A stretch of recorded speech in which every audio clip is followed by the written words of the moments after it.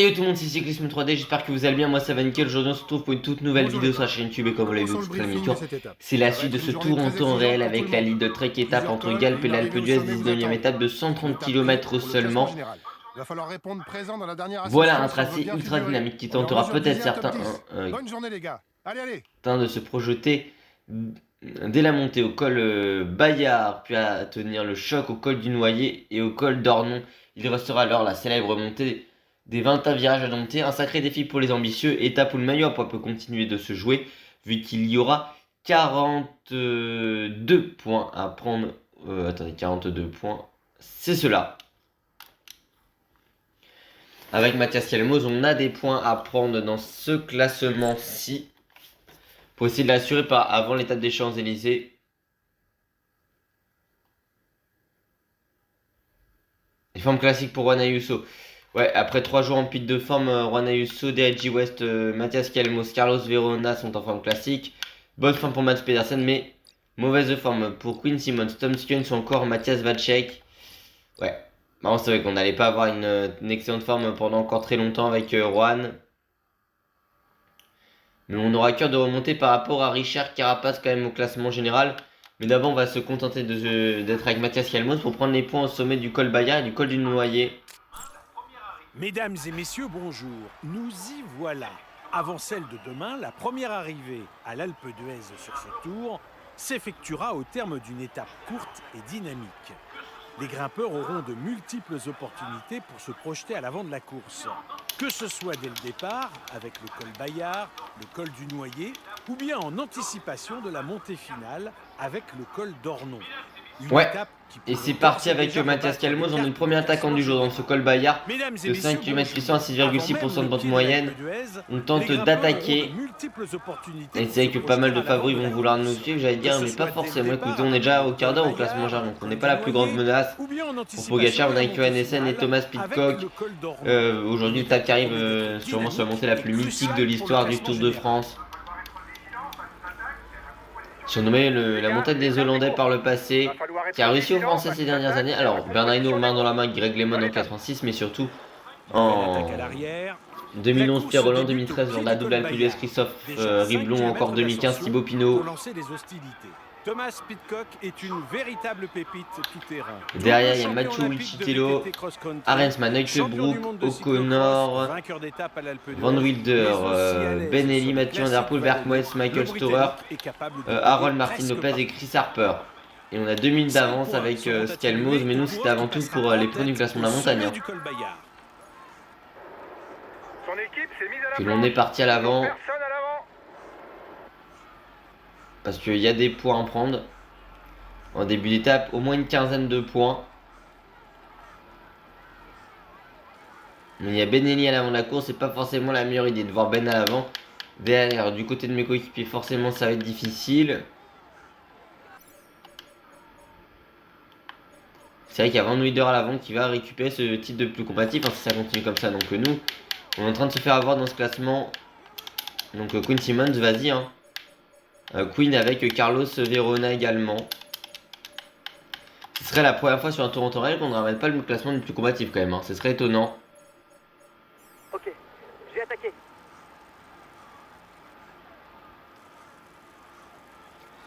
Après, si on ramène le maillot vert et qu'on continue notre quête au maillot à poids, on s'en privera pas. Surveille-le, c'est le meilleur grimpeur de l'échappée. Et ça relance avec Lipovic également. Et Quinn Simmons pour mon équipe. Le dernier kilomètre avant. Les 5-3-2 et 1 point à prendre au sommet de cette difficulté classée en deuxième catégorie.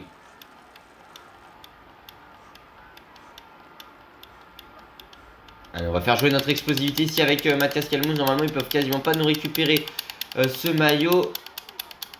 Et ben, ils vont presque tous nous passer devant, sauf Richitelo. Bon, on s'est foiré là, honnêtement, avec Mathias Kelmoz. On va arriver bientôt. Enfin, on va arriver très rapidement quand même au pied du col du Noyer. Ah ouais, Verona, t'es dans un groupe avec Egan Bernal, donc tu ne vas pas rouler, toi.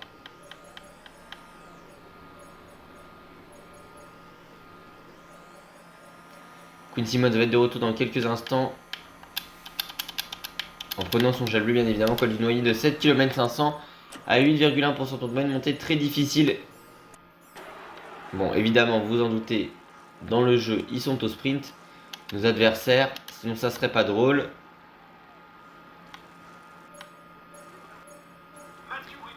On pourrait être un groupe de plus de 30 coureurs quand même dans quelques instants. Mathieu Riccitello est en constante progression depuis quelques saisons déjà.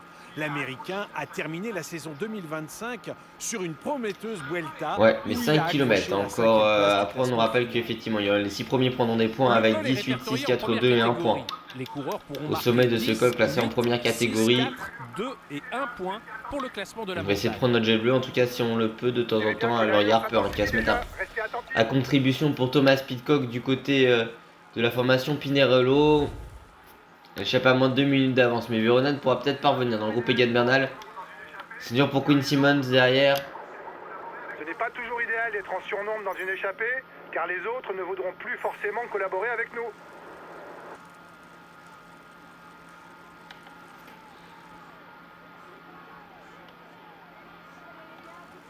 On est là dans cette bataille pour le maillot à poids avec Skelmos, double vainqueur d'étape aux angles. Et Omar Chen sur ce Tour de France, vainqueur également. On l'oublie un peu pour notre équipe de RG Westo au Lioran, ou encore Juan Ayuso à Gavarnie-Gèdre. Ouais, ça explose pour ce peloton derrière. La journée va être longue. Quelques corps distancés, il reste plus de 100 km. C'est vrai que c'est un début d'étape, comme le disait Christian Prudhomme, dynamique dans le sens où on pouvait voir une échappée partir avec 2 ascensions. Et surtout qu'un sprint, le classement de la montagne est donné assez rapidement. Dans les 30 premiers kilomètres, mais après on a une longue portion de transition avant le col d'Ornon, puis l'Alpe d'Huez.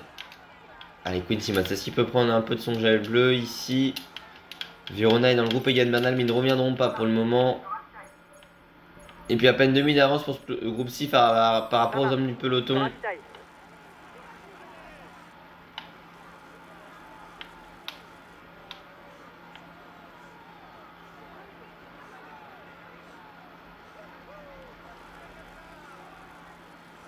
Alors on va essayer de faire plier nos adversaires au sommet de cette difficulté avec notre punch pour Mathias Skelmos.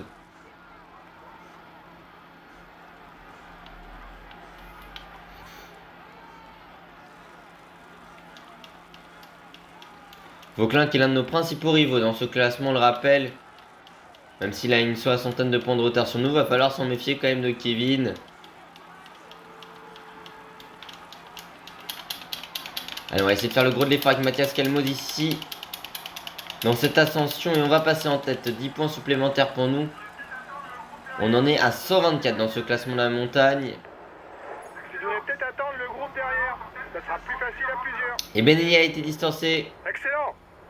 Ça c'est une bonne nouvelle de voir Ben distancé.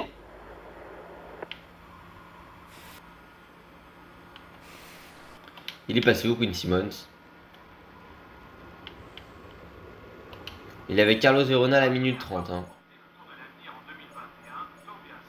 Après, je voulais l'amener surtout par rapport au classement de la combativité. Le Tour de l'avenir en 2021, Tobias Ellen Johannessen a suivi une progression régulière. Avec déjà un leader qui est juste derrière nous au classement de la combativité. On était combienième avec on était 9ème avec 577 km. Et Van Wilder, lui, a combien de kilomètres d'avance sur nous? Après une saison 2022 885. Il y a quand même 300 km d'écart entre nous deux. Ça ne le fera pas malheureusement pour Skelmos dans ce classement-ci. Disposition de puncher grimpeur en 2023 avec pas moins de 7 victoires. Il place ses équipiers très tôt en tête de peloton. Il a sûrement coché cette Après, j'ai envie de vous dire, il a du mal à revenir Van Wilder, mais bon. Un équipier est en train de perdre le contact. On va donner le gel bleu à Tom Skuns. Tout comme Mathias Vacek et Mads Pedersen. En ce début d'étape pour notre équipe. Heureusement que j'ai demandé à Tom Skuns de le prendre. C'est le cas pour Derek G. West. C'est pour ça qu'on fait pas mal de kilomètres avant la course pour Skelmos. Mais bon, écoutez, on nous a laissé partir. La prochaine étape aussi, il y aura beaucoup de points. La côte de Corps, par contre, c'est 2 km 500 à 7,1% de moyenne. Là aussi, il y aura 2 points à prendre au classement de la montagne. On pourrait être à 126 points à la suite de cette ascension. Ah, nous, c'est avant tout le classement de la montagne qui fait qu'on est à l'avant de la course. Les équipiers prennent les choses en main derrière l'échappée. Avec notre punch, on va essayer de passer face à nos adversaires ici du côté de Mathias. Je pense que ça va être le cas. Ah, il y a quand même Thomas Pidcock. On va prendre un point. On est à 125 pour le classement de la montagne. Voilà le classement au sommet. Allez, on se retrouve aujourd'hui dans cette étape. Je dis aujourd'hui parce que c'est vrai que je tourne la vidéo en 2 parties avec une journée d'écart. Et du coup, il nous reste 65 km/h, j'ai un peu avancé. Du coup, j'ai relancé. Bon, cette fois-ci, j'ai pas pris de pont, mais la côte des corps avec Skelmose. Par contre, je suis passé sur PDASN parce que quand on regarde, on a un groupe de 14 à 50 secondes des hommes de tête. Et je me dis qu'il y a peut-être moyen qu'on les récupère. Parce qu'ils ont du mal à revenir. Le tempo s'accélère en tête de course. Il y a une Martinez, mais si on peut les récupérer, moi ça m'irait. Bien reçu. Je reste dans les roues coûte que coûte. Par contre, je pense qu'il n'y a pas un problème pour Indian Reader. On ne récupérera pas le classement de la combativité sur ce Tour de France. On n'aura pas fait assez de kilomètres, malheureusement. Pourtant, c'est un classement qu'on a quasiment toujours eu sur les Tours en Torel, mais c'est comme ça. Par contre, c'est normal que je demande à ma coéquipier de rouler à 100% et que c'est con, il récupère pas de temps à l'échapper. Moi, ça me va pas. Ah, je le dis directement parce qu'avec Pedersen, on peut marquer des points. C'est un peu des points inattendus. Et écoutez, il y a une possibilité de se rapprocher, donc on va pas s'en priver.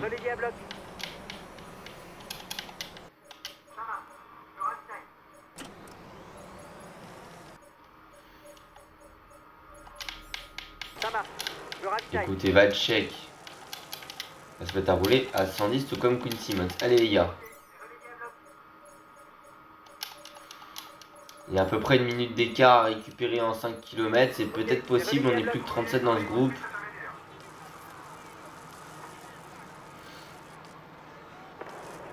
Les premiers arrivent au sprint intermédiaire. Parce qu'ils sont 25 devant nous, dont Lenny Martinez. On n'arrive pas à leur récupérer la moindre seconde, c'est terrible quand même aux hommes de tête. Quinn Simmons, je sais pas où il est. Mais il a pas envie de venir nous aider, ça c'est une certitude. Ça marche. J'ai relayé fort. Ok, j'ai relayé à bloc. Mais oh, je t'ai demandé de rouler à 110.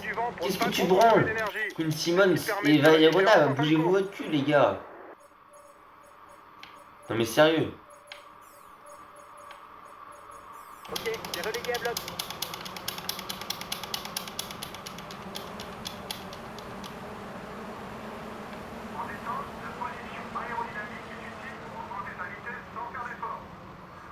On les récupérera pas, bon ça me saoule. Allez hop, on s'arrête avec Pedersen. On ne les récupérera pas. Nos coéquipiers, on leur a demandé pendant 10 km de rouler, ils n'ont pas été foutus de récupérer la moindre seconde. Ça me fait chier, je lui dis honnêtement. Sérieux, Quinn Simmons, vous avez foutu quoi les gars? Je vous demande de rouler pendant 10 km à 100 et 110, vous n'êtes même pas foutu de récupérer la moindre seconde à l'échapper. Et par rapport au groupe O'Connor qui reste à 1 minute. Bien reçu. Je reste dans les roues coûte que coûte. Forcément l'écart n'est pas très important parce qu'on a Skelmose à l'avant de la course pour nous. Ça, je vais donner du gel bleu, mais pour du bleu avant l'Alpe d'Huez, c'est pas une très bonne idée. Bon, Quinn Simmons a plus beaucoup d'énergie, on va lui donner du gel bleu à Pedersen, tout comme Carlos Verona ou encore des Reggie West. 5 km du sommet du col d'Ornon, montée de 5 km 500 à 6,3% de Banque classé en deuxième catégorie. Il y aura 5, 3, 2 et 1 point à prendre au sommet. Et c'est Lipovic qui imprime le tempo.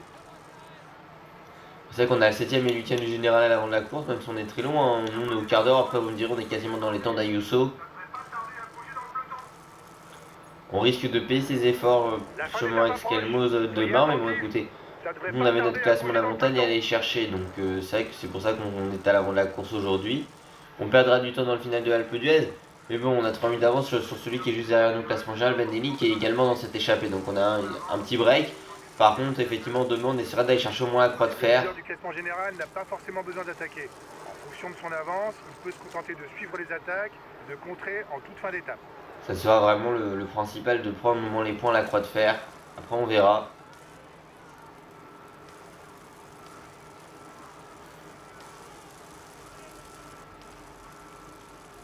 C'est vrai qu'on a quand même Thomas Pitcock qui est assez problématique de le voir à l'avant de la course parce qu'il a forcément un très beau punch comme nous.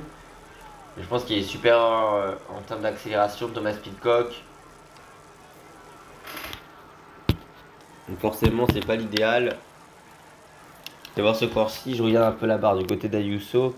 La barre est pas forcément dingue du côté de Juan pour notre équipe. C'est pas génial du tout.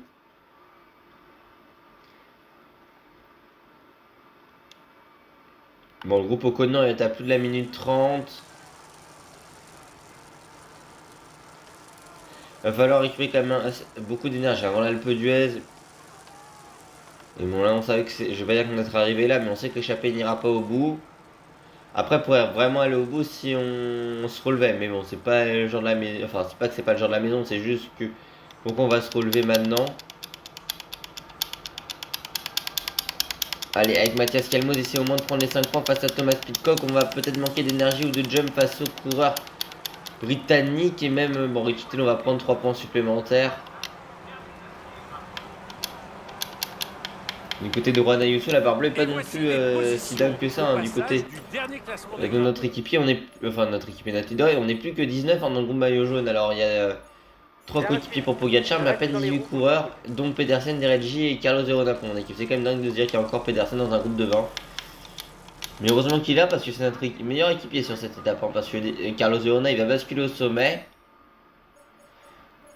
Ce sera pas d'une quinzaine. Je reste dans les roues coûte que coûte. Il y a des coureurs de partout. Il manque Lenny, non? Et oui, Lenny, il est très très loin, Lenny Marquez, il y a plus de 7 minutes.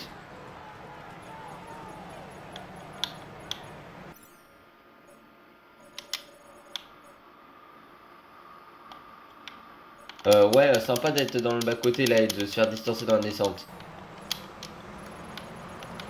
Ah bah ça c'est super, hein. Allez hop, on va quand même se faire la descente ensemble pour au moins récupérer un maximum d'énergie parce que dans le jeu j'aime bien être au sprint. L'IA.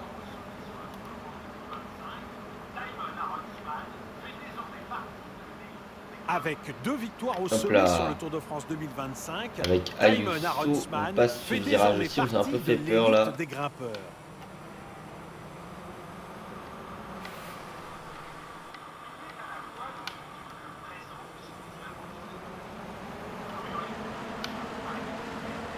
Il est à la fois le futur et le présent du cyclisme allemand sur les grands tours. Florian Lipowitz a réalisé une saison 2025 remarquable. 2e à Paris-Nice, 4e du Tour du Pays Basque, 3e du Dauphiné. On a perdu quelques mètres ici dans cette descente avec Ayuso. Après nous, notre objectif c'est quand même au moins de récupérer un max. Sauf que bah, enfin le problème c'est que l'IA se met au sprint dans les descentes. Ce qui est débile, hein, mais écoutez, ça leur plaît de se mettre au sprint. Nous récupère max, hein. Après on n'aura pas beaucoup de barre bleue. Je pense que ça va peut-être se relever un petit peu au pied de la dernière ascension, quoique la Visma ils doivent plus être non plus énormément. Les premiers sont au Bourdoisan. Et nous on a perdu une vingtaine de secondes, enfin quasiment 30 secondes en descente, donc évidemment. Mais putain, mais les gars! Quoi qu'on va peut-être. Non, ouais, on va peut-être laisser des Reggie encore dans ce groupe-ci. Pedersen il va vraiment nous être utile. Allez hop, là on m'attend les gars. Enfin, en théorie, ils sont censés m'attendre, hein, mais même si ça se voit pas beaucoup ça, et allez, voici, ils vont m'attendre. Il n'y a pas forcément la portion où on peut le plus récupérer d'énergie, mais ça pourrait faire la différence de récupérer un maximum d'énergie là.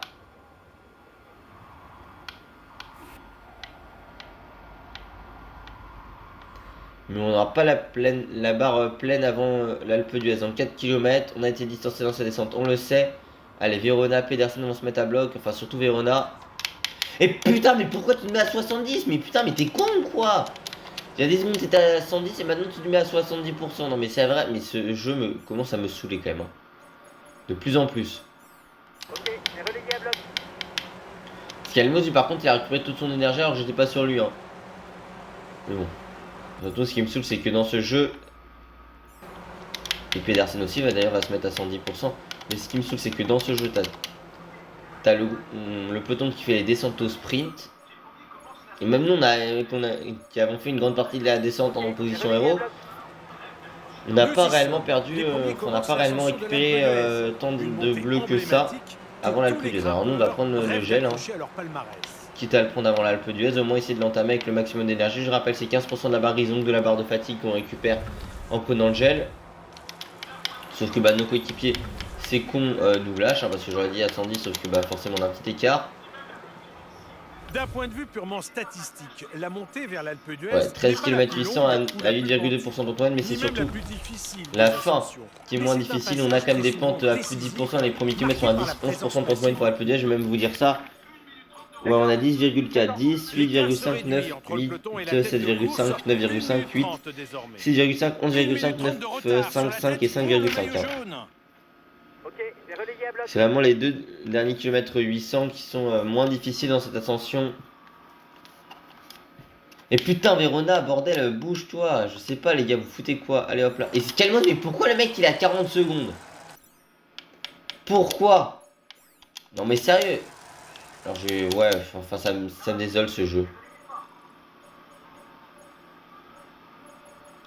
T'es plein d'énergie, mais t'es à quasiment une minute. Tout va bien. Allez, Richito va se mettre, enfin Verona va se mettre à bloc. Nous on va monter à notre rythme avec Ayuso pour le moment. Écoutez, Carlos Verona, ça a été terminé. Ça va pas être très esthétique de se faire aider par Mats Pedersen. Et bon, écoutez, pourquoi pas, hein. On a 40 secondes de l'avant du peloton, donc un groupe de 12 coureurs à peine, hein. Et heureusement que Pedersen, je lui ai demandé de me protéger, hein. C'est pas comme si je t'avais demandé de venir m'aider, Mads. Mais bon, écoutez, on est dans un jeu particulier. C'est pareil, heureusement que j'ai demandé à Skelmos de rouler à 100 parce que ce con, il est à 52 secondes maintenant.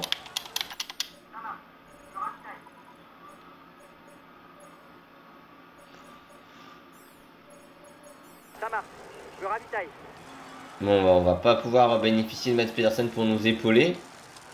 Parce que Mads, je lui demande de rouler à 100%, je vais surtout demander de me protéger. D'habitude, l'IA qui a 2 tensions se met à 110 à chaque fois quand tu demandes la demande de te protéger et en plus elle te gêne. Là, écoutez. Ah, Carapaz en difficulté, ça c'est bien pour nous au classement général. De le voir être l'un des premiers licences. Ils sont plus que 10 dans le groupe maillot jaune. Et bon, écoutez, Skelmo, je sais pas ce qu'il fout. Bon, Pedersen il va pas nous être d'une grande utilité donc. Ah, mais par contre, c'est vrai qu'on va récupérer un Dereji qui aura plus beaucoup d'énergie. Donc, on va lui demander maintenant de nous attendre. J'avais quasiment oublié qu'on avait encore Dereji à nos côtés. Non, Carapaz est de retour dans le peloton. C'est McNulty qui est distancé. Et ça y est, regardez. Skelmos est en train de revenir assez rapidement maintenant. Allez. On a été distancé dans une descente avec Ayuso. Mais c'était avant tout pour récupérer. C'était pas réellement la pédale. Allez, maintenant Derek qui va venir nous épauler. En plus, je rappelle qu'on est à 1 minute de la UAE au classement par équipe. Donc, regardez, il y a Brandon McNulty qui est devant nous. On va le récupérer. Ça va être intéressant. Attaque de Paul Sexas devant. Paul Sexas, il est avec Carapaz, alors qu'il était lâché tout à l'heure. Adam Yates, Del Toro, Vingegaard, Remco, Pogacar. Super, il y a 3 UAE. Ouais, écoutez, Yates est lâché maintenant. C'est fini pour Jorgensen. On va récupérer Adam Yates maintenant. On est à 2 minutes, hein, des hommes de tête. Et Lipovic, Pidcock et Richitello à l'avant de la course. On a déposé Yates. Il peut plus aller bien loin. Juan Ayuso, Dereji à nos côtés, mais au moins la seule chose qui peut nous être utile, c'est le fait qu'on soit devant Adam Yates. Pour le classement par équipe, écoutez, avec Ayuso, va nous rester 9 km. Le problème, c'est qu'on n'a pas une très belle barre bleue dans cette ascension de l'Alpe d'Huez. On a 1 minute du groupe maillot jaune. Et Carapaz fait une très belle ascension. Écoutez, on n'ira pas plus haut, j'ai l'impression sur cette journée-ci que la 6ème place au classement général. On était en pic de forme, on va pas se plaindre sur 3 journées en ce début de semaine, oui, sauf qu'on a été en pic de forme sur l'étape de Voiron. Ce qui nous a pas été très utile hier en Sierre-Malade, on a tenté d'attaquer, mais on s'est pris un énorme coup de bâton dans le final avec Juan. 1 minute d'écart maintenant avec le peloton. Et devant, le meilleur limite, c'est Skelmos pour notre équipe. De la tête de course. Ah, écoutez, Mathias Calmos, il va finir meilleur point de notre équipe alors que c'était pas lui notre leader. Ça marche. J'ai relayé fort.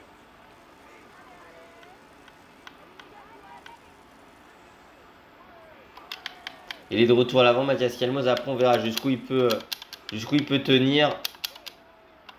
Dès que les favoris vont revenir sur lui, on verra. Hein. Mais je pense qu'on lui demandera de se relever. Surtout que Vingord vient d'attaquer. Le groupe Paul Sexas, Remco est lâché. Coûte que coûte.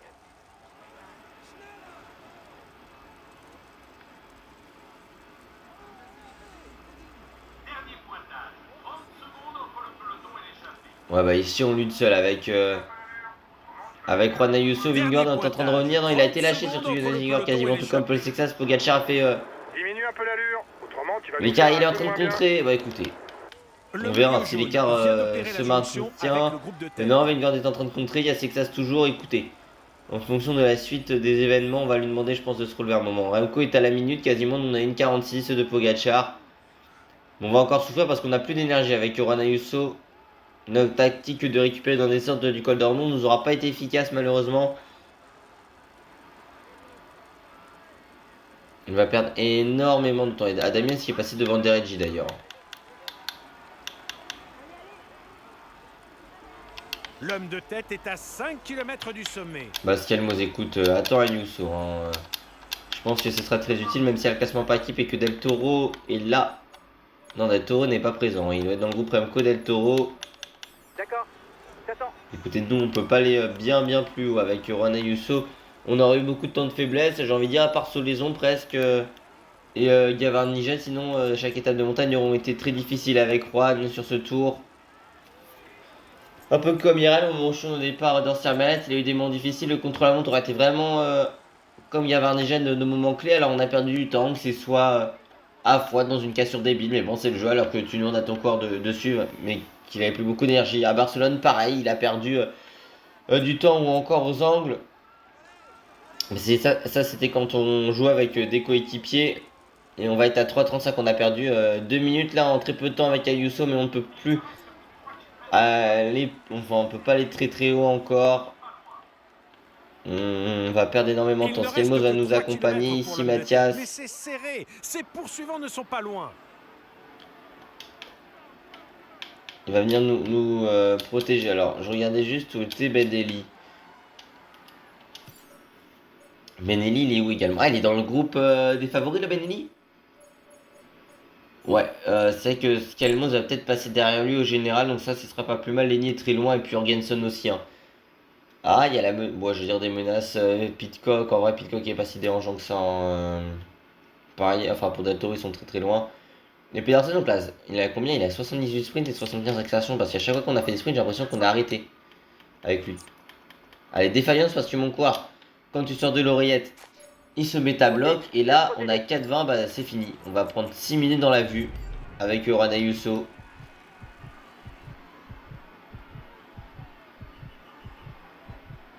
Heureusement que derrière nous, en général, c'était quand même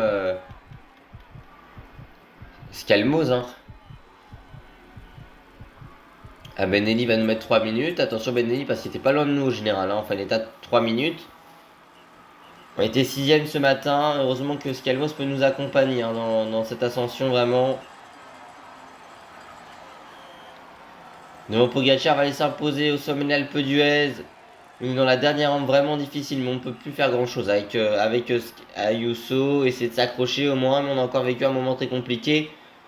L'ancien Merlet, on a tenté, mais on s'est pris un énorme coup de bâton. Le chrono était plutôt intéressant. Solaison, on aurait pu faire une bonne opération, tout comme le Markstein. Le Lioran était un calvaire pour nous. Et Gavarni, on aura plutôt bien géré, mais on a 3 km encore de la ligne d'arrivée. On est à l'arrêt ici, on va perdre 7 minutes dans la vue avec Ayuso. Et dans le groupe Remco Evenepoel lui aussi se sera écrasé Benelli. Bon, on a Caruso et Bernal hein, qui sont revenus sur nous avec Juan Ayuso, mais on ne peut plus faire grand chose du côté du coureur espagnol.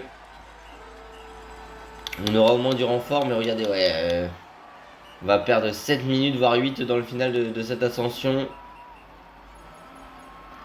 Sur ce Tour de France, je ne vais pas dire qu'on était résigné, mais c'était plus que compliqué. Du côté de Juan,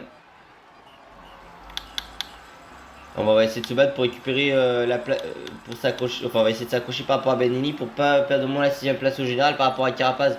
On a vu que Carapaz était beaucoup plus fort que nous aujourd'hui.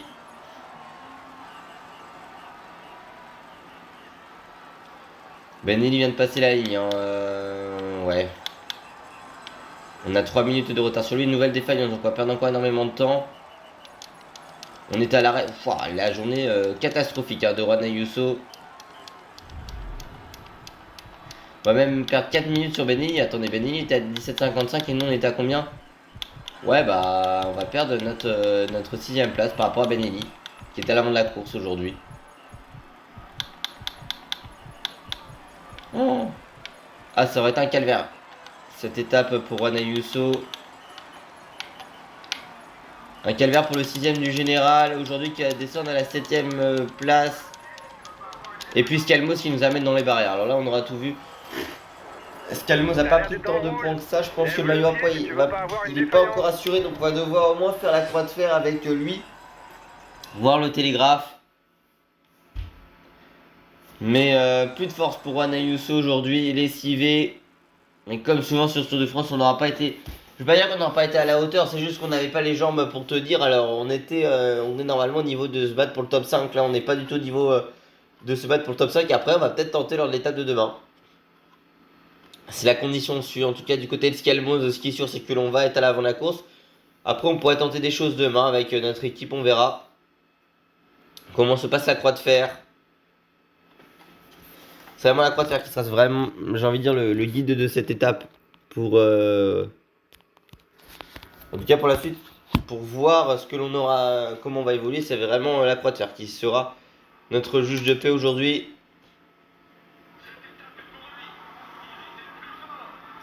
Victoire de Pogacar qui garde la tête du classement général, le maillot ouvert pour Pedersen, le maillot à poids pour Scalmos et le maillot blanc pour Sexas. Après c'est vrai que du côté de notre équipe, on a quand même des points en sprint intermédiaire si possible à aller chercher. Donc là, beaucoup de choses vont se jouer demain parce que si on peut prendre quelques points d'avance, on s'en privera pas.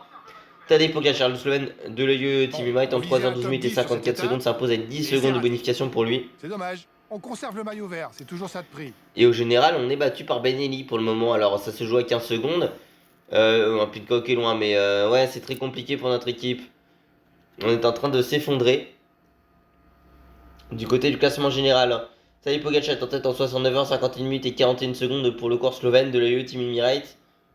Du côté du classement du meilleur grimpeur, 127 points pour Mathias Scalmos, le coordonnateur de notre équipe de la Lidl Trek. Bah, il nous reste 50 points d'avance, 53 pour être précis sur Pogacar.